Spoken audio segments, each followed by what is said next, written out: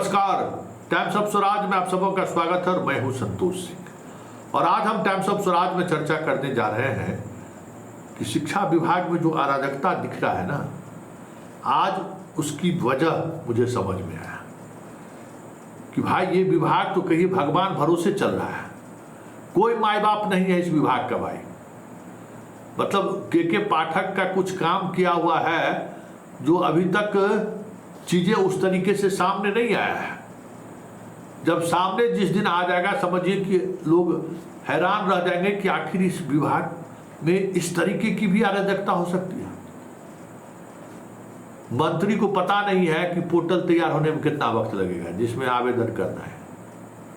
मंत्री को पता नहीं है कि इनके विभाग के सामने में एक नोटिस टंगा हुआ है कि ट्रांसफर पोस्टिंग को लेकर मुख्यालय न आए, और मंत्री बयान दिए जा रहे हैं। इसी संदर्भ में आज हमारे शिक्षा विभाग के कई अधिकारियों से भी और शिक्षा विभाग से जुड़े हुए लोगों से भी हमें बात करने का मौका मिला। हमने बात किया भाई काहे की स्थिति है, तो पता चला कि शिक्षा विभाग का जो सबसे महत्वपूर्ण अंग है, राइट और लेफ्ट, जिसके सहारे पूरा विभाग चलता है, माध्यमिक निदेशक और प्राथमिक निदेशक दोनों ये रीढ़ है शिक्षा विभाग का।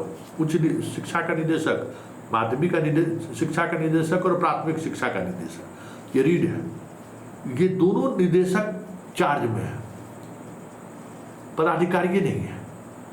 इस पर एक कन्हैया प्रसाद थे, जबकि सब कुछ इसी प्राथमिक और मध्य निदेशक को देखना है। तब तो बाढ़ की स्थिति में स्कूल बंद हुआ कि नहीं, अभी को भगवान योगेंद्रनाथ यादव जी हैं, वही सब कुछ देख रहे हैं।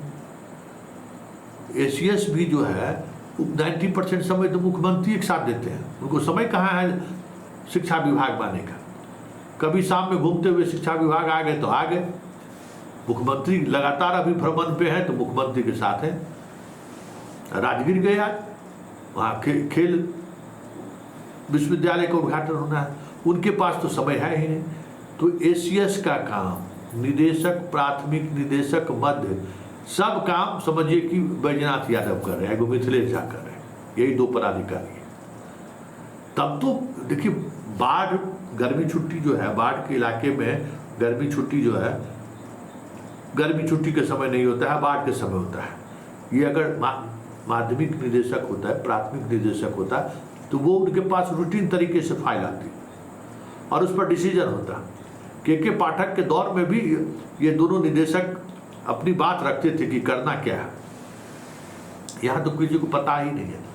आपको आश्चर्य होगा कि इस बीच जितने भी कोर्ट का केस आए हैं, सारे के सारे कोर्ट केस पेंडिंग बना हुआ है। कोई देखने वाला नहीं है, कोई फाइल पलटने वाला नहीं है। काउंसलिंग हो रहा है ना, अब काउंसलिंग खत्म होने वाला है, कई जिले में काउंसलिंग खत्म भी हो गया है। जिस पर सस्पेक्टेड लिख दिया गया, डॉट लिख दिया गया, उस पर क्या करना है, आगे कब उसको समय देना है या क्या करना है, कुछ पता नहीं है विभाग को। पता ही नहीं है कि करना क्या है ना। इस पर अभी तक ये लोग सोचे हैं। हमको लगा कि भाई 13 तारीख तक डेट बढ़ाए तो इस बीच में जो है सो अपना कर लेंगे, लेकिन ना, क्लियर ही नहीं है। तो ट्रांसफर पोस्टिंग से क्या होगा, आप सोच लीजिए ना। विभाग का दिन की काम जो है वो नहीं चल पा रहा है, वो काम पूरी तरह से ठप है। और परीक्षा मतलब जो काम मतलब विभाग का प्रायोरिटी में नंबर 1 है वो नहीं हो रहा है, जो प्रायोरिटी में नंबर 100 पर है वही सब हो रहा है।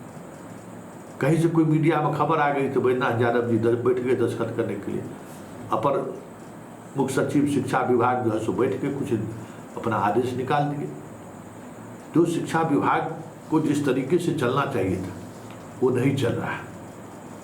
अराजक स्थिति है। ये जो सैलरी वगैरह में जो विलम्ब हो रहा है, इसकी वजह भी यही है कि अधिकारी ही नहीं है। आश्चर्य तो ये लगता है कि एसीएस भाई मुख्यमंत्री के सचिव हैं, अधिकारी को पोस्टिंग करने में उनको क्या प्रॉब्लम हो रहा है भाई। वो तो 1 घंटा के अंदर में जाएंगे तो पोस्टिंग करा देंगे। डायरेक्ट आईएएस अधिकारी भी पोस्टिंग करा सकते हैं। अरे शिक्षा विभाग को मजबूत करने के लिए जो तेज तरार आईएएस अधिकारी है, हमें लगता है कि उनको माध्यमिक और प्राथमिक निदेशक बना देना, रन करेगा काम। संभव ही नहीं है, कोई सोच ही नहीं है। सबसे बड़ी बात यह है ना कि कोर्ट केस जितना पेंडिंग हुआ है, इस बीच में कितना कंटेम्प्ट हो चुका है। कोई अधिकारी नहीं है जो उस कंटेम्प्ट को लेकर फाइल मूव करे, उस पर आदेश ले। क्योंकि जो प्रोसेस है ना, एक बात समझ लीजिए, शिक्षा विभाग में जो कामकाज का जो प्रोसेस है उसमें निदेशालय का समझिए की है।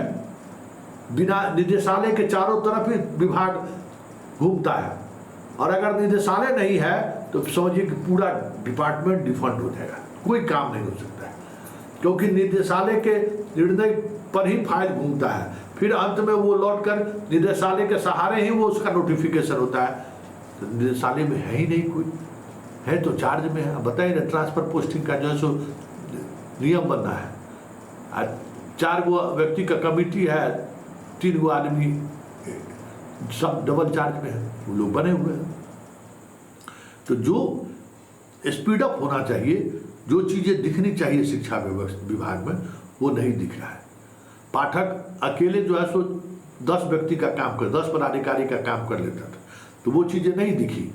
सिद्धार्थ में वो कलेवर नहीं है। सिद्धार्थ के पास पहले से ही मुख्यमंत्री सचिवालय है, तो क्यों अपर मुख्य सचिव के रूप में शिक्षा विभाग में ध्यान दे। और इस वजह से सबसे बड़ी समस्या यही है कि इनके समय नहीं रहने की वजह से विभाग समझिए कि बेहंडल हो चुका है। विभाग के पास कोई काम नहीं हो पा रहा है। ऐसे में आने वाले समय में अगर यही स्थिति बनी रही, तो ये देखिए छुट्टी का कैलेंडर देखिए, चहलुम जो है सो एक दिन पहले था, जब तक नोटिफिकेशन हो तब तक 6 बज गया। ऑफिस बंद होने पर निकलने से क्या फायदा है भाई, सब शिक्षक लोग घर चले गए होंगे। कोई भी निर्णय लेने के लिए जो विभाग में फाइल का मूवमेंट होना चाहिए था, वहाँ कोई है ही नहीं, तो निर्णय ले ले।